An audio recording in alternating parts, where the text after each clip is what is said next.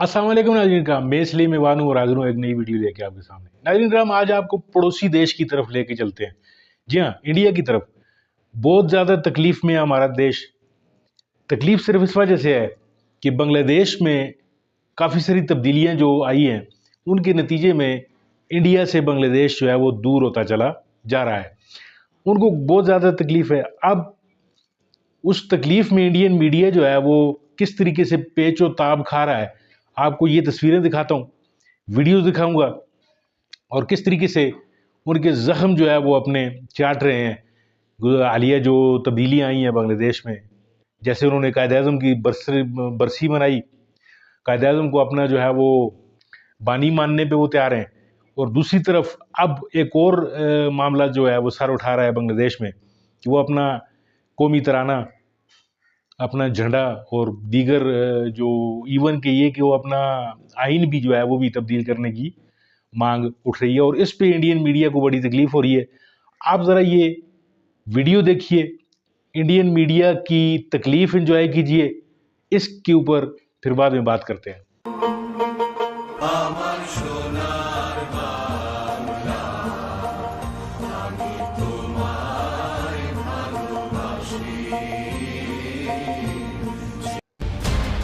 और अब जमाते इस्लामी बांग्लादेश ने बांग्लादेश के राष्ट्रगान, संविधान और झंडे तक को बदलने की मांग कर दी है। Bureau report, TV9 Bharatvarsh. Bangladesh में जो कट्टरपंथी हैं, जो लगातार बढ़ते जा रहे हैं, ये डिमांड कर रहे हैं कि पहली बात, बांग्लादेश का जो नेशनल फ्लैग है ये चेंज कर दो और फिर बांग्लादेश का जो नेशनल एंथम है वो भी चेंज कर दिया जाए। अब यहाँ पे एक बार को आप कहोगे बांग्लादेश में नेशनल फ्लैग बदलने की बात क्यों आ रही है? आप अगर इंडिया के आसपास ज़्यादातर जो मुस्लिम मेजॉरिटी कंट्रीज हैं इनके फ्लैग्स आप अगर देखें तो फ्लैग्स में आपको जो रिलीजियस सिंबोलिज्म है ये आपको दिखेगा। For example Pakistan, Iran, Maldives, इधर Saudi Arabia, it is very much common. Bangladesh का आप अगर फ्लैग देखोगे ना तो प्राइमरली ये बांग्लादेश का जो बंगाली कल्चर है इसको ज़्यादा रिप्रेजेंट करता है। और आप अगर स्पेसिफिकली डिटेल में जाओगे तो जो ये ग्रीन कलर है फ्लैग का ये रिप्रेजेंट करता है बांग्लादेश की ग्रीनरी, लश ग्रीन यहाँ पे आउटफील्ड है। और लाल जो कलर है ना ये रिप्रेजेंट करता है उन लोगों का खून जो बहाया था पाकिस्तानी आर्मी ने 1971 और ये डिमांड है बांग्लादेश के नेशनल एंथम, नेशनल फ्लैग और इवन कॉन्स्टिट्यूशन को चेंज करने को लेकर। हालांकि बांग्लादेश में नेशनल एंथम को चेंज करने को लेकर ये डिमांड पहली बार नहीं उठ रही है, लेकिन शेख हसीना की सरकार जाने के बाद जब बांग्लादेश बुरे हालात से गुजर रहा है, ऐसे में इस डिमांड का उठना ये थोड़ा परेशान करने वाला है। देखिए इस डिमांड को लेकर क्या हेडलाइंस है। इसमें लिखा है imposed on us by India, यानी बांग्लादेश का जो नेशनल एंथम है अमार सुनार बांग्ला, उसे भारत ने थोपा है बांग्लादेश पर। बांग्लादेश के इस नेशनल एंथम अमार सुनार बांग्ला को लिखा था भारत के लेजेंडरी पोएट रविंद्रनाथ टैगोर ने, और अब इसी नेशनल एंथम को चेंज करने की बात कही जा रही है। हालांकि इस न्यूज के कई पहलू हैं, कुछ लोग इस डिमांड को सपोर्ट कर रहे हैं और कुछ बांग्लादेश में इस डिमांड को अपोज भी कर रहे हैं। दोनों ही पहलुओं पर बात करेंगे, लेकिन पहले बात करते हैं कि डिमांड अब आई कहां से। रिसेंटली ये डिमांड उठाई है अब्दुल्लाहिल अमान आजमी ने। ये बांग्लादेश आर्मी के एक फॉर्मर ब्रिगेडियर जनरल हैं। हालांकि 2009 में इन्हें बांग्लादेश की आर्मी से निकाल दिया गया था और पिछले 8 साल से डिटेंशन में थे। शेख हसीना के देश छोड़ने के अगले दिन ही इनको रिलीज कर दिया गया। इनके बारे में एक और इंटरेस्टिंग बात है, ये बांग्लादेश की जमात इस्लामी के एक फॉर्मर लीडर गुलाम आजम के बेटे हैं। जमात इस्लामी ने 1971 के वॉर में पाकिस्तान का साथ दिया था और इसलिए गुलाम आजम पर इसके लिए मुकदमा चला। बांग्लादेश ने इसके लिए एक स्पेशल ट्रिब्यूनल बनाया था, इंटरनेशनल क्राइम ट्रिब्यूनल, और उसने गुलाम आजम की उम्र को देखते हुए मौत की सजा नहीं दी, लेकिन 90 साल की सजा सुनाई। फिलहाल उनकी मौत हो चुकी है। अब ये जो अब्दुल्लाहिल अमान आजमी हैं, इन्होंने रिसेंटली एक प्रेस कॉन्फ्रेंस की जहां पर उन्होंने बांग्लादेश के नेशनल एंथम और कॉन्स्टिट्यूशन पर कई सवाल उठाए। उनका कहना था कि बांग्लादेश का जो नेशनल एंथम है अमार सुनार बांग्ला, वो इंडिपेंडेंट बांग्लादेश की एग्जिस्टेंस से मेल नहीं खाता। ये ब्रिटिश रूल के दौरान लिखा गया था जब अंग्रेजों ने बंगाल का पार्टीशन किया था 1905 में। हालांकि बाद में बंगाल को मिला दिया गया।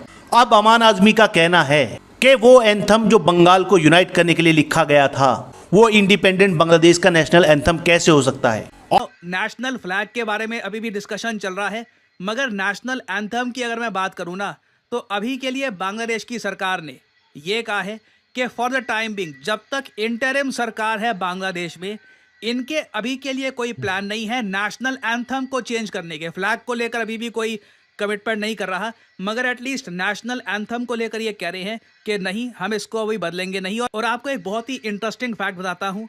इधर आप देख पाओगे इंडियन सब कॉन्टिनेंट के 3 देश, भारत, श्रीलंका और बांग्लादेश, तीनों का देखिए एक बहुत ही गहरा कल्चरल रिलेशन है।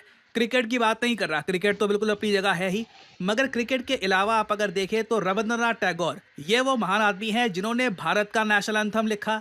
बांग्लादेश का जो नेशनल एंथम है आमार सोनार बांग्ला, ये भी लिखा था रविंद्रनाथ टैगोर ने। और जो श्रीलंका का नेशनल एंथम है, हालांकि डायरेक्टली इन्होंने लिखा तो नहीं है, मगर इसके जो लिरिक्स हैं, जो इसका म्यूजिक है, उस पर एक बहुत ही बड़ा इन्फ्लुएंस है रविंद्रनाथ टैगोर का। लेकिन अब कुछ लोगों का मानना है कि बांग्लादेश का जो फ्लैग है उसमें इस्लाम का तो कोई सिंबल है ही नहीं। जैसे पाकिस्तान के फ्लैग में आप देख सकते हैं क्रेसेंट या स्टार।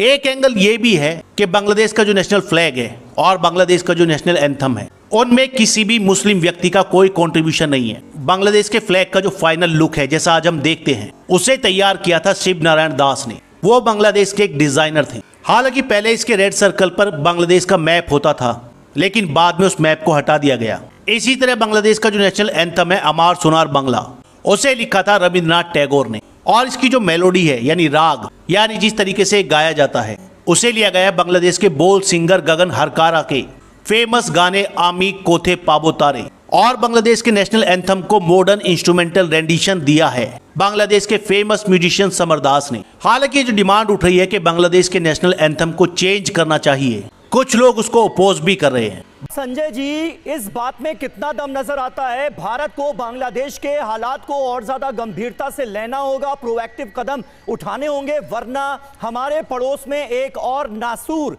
तैयार होता नजर आ रहा है। कट्टरपंथ जिस तरह से अपनी जड़ें जमाता हुआ नजर आ रहा है, पाकिस्तान में बैठी कट्टरपंथी ताकतें जिस तरह से उसे खाद पानी दे रही हैं, ये एक बड़ी मुश्किल का सबब आने वाले में वक्त में बन सकता है। क्या होना चाहिए, क्या नहीं हुआ, जिसके चलते आज ये तस्वीर बांग्लादेश की हमारे सामने है आपके हिसाब से?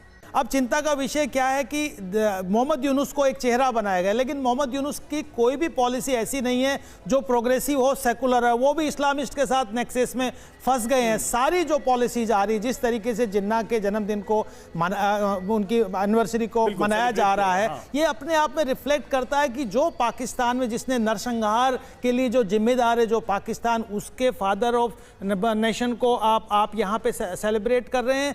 हसीना सरकार के इस्तीफे के बाद से अब तक बांग्लादेश के 52 जिलों में अल्पसंख्यकों पर हमले की कम से कम 205 घटनाएं हो चुकी हैं। ये उन घटनाओं के आंकड़े हैं जो रिपोर्ट किए गए हैं, लेकिन इससे ज्यादा घटनाएं ऐसी हैं जो रिपोर्ट ही नहीं हुई। सवाल यह है कि बांग्लादेश में ये आग अचानक लगी या इसके पीछे सोची समझी इंटरनेशनल साजिश है, और अगर ये साजिश है तो इसके तार किन किन देशों से जुड़ते हैं? बांग्लादेश ने पाकिस्तान ऑर्डिनेंस फैक्ट्री को 40,000 राउंड गोला बारूद, 2,000 यूनिट टैंक वाले गोला बारूद, 40 टन RDX और 2900 हाई इंटेंसिटी वाले प्रोजेक्टाइल का ऑर्डर दिया है। बांग्लादेश को पाकिस्तान से हथियारों का ये शिपमेंट 3 चरणों में मिलने वाला है। और खबर यह भी है कि बांग्लादेश ऐसा करके रक्षा क्षेत्र में सहयोग के लिए पाकिस्तान के करीब और भारत से दूर जाने की कोशिश साथ साथ कर रहा है। और अब जमाते इस्लामी बांग्लादेश ने बांग्लादेश के राष्ट्रगान, संविधान और झंडे तक को बदलने की मांग कर दी है। Bureau report, TV9 Bharatvarsh. आपने वीडियो मुलाहिजा फरमाई, वीडियो में जिस तरीके से आपने देखा कि जिस रवायती तरीके से वो शोर होगा करते हुए कि बांग्लादेश से जो उनकी जो कुर्बतें थी वो ख़त्म हुई। बांग्लादेश में जो है एक और हुकूमत जो कि प्रो इस्लामी जमात हुकूमत है, उसका वजूद क्या जो है वो अमल में आया। अब उनको तकलीफ़ ये हो रही है कि पाकिस्तान के साथ इनकी कुर्बतें क्यों बढ़ रही हैं। इंडिया के साथ जिस तरीके से इंडिया ने एक साजबाज करके 1971 में पाकिस्तान से उसका जो एक बाजू काट लिया, यानी उस वक्त कई और मसाइल भी थे, हमारी अपनी भी गलतियां हैं इसमें जो कि नहीं होनी चाहिए थी। कोई इस्टेब्लिशमेंट के मसाइल थे, कुछ दीगर लीडरान के मसाइल थे, लेकिन बहरहाल जो होना था वो हो चुका। और हमारा एक भाई जो है वो हमसे जुदा हुआ। फिर उसके बाद हम में काफ़ी तलखियाँ रही। फिर जब तक वो शेख हसीना वाजिद का जब तक इक़्तिदार रहा तो वो एक नफ़रत में, पाकिस्तान की नफ़रत में जो है उसने पूरे मुल्क को जो है वो लपेट के रख दिया। फिर उसके बाद अचानक जो है वो एक स्टूडेंट मूवमेंट चलती है जिसके नतीजे में बांग्लादेश जो है वो एक दफ़ा फिर एक इनकलाब की तरफ जा रहा होता है। और उस इनकलाब में नाज़रीन कराम हुआ ये है कि अब इंडिया से उनका तसल्लुत जो है वो उसका ख़ात्मा हुआ है। अब आइंदा, या अभी तो इंटरिम गवर्नमेंट चल रही है, अब आइंदा देखते हैं कि उसमें क्या सूरत हाल मिलकर आती है। लेकिन अच्छी खबरें ये आना शुरू हो गई हैं कि जिन खबरों में आपका दुश्मन अगर पेश हो तो आप खाता हुआ आपको नज़र आता है, तो आप पुरसुकून हो जाएं कि आप सही ट्रैक पे जा रहे हैं।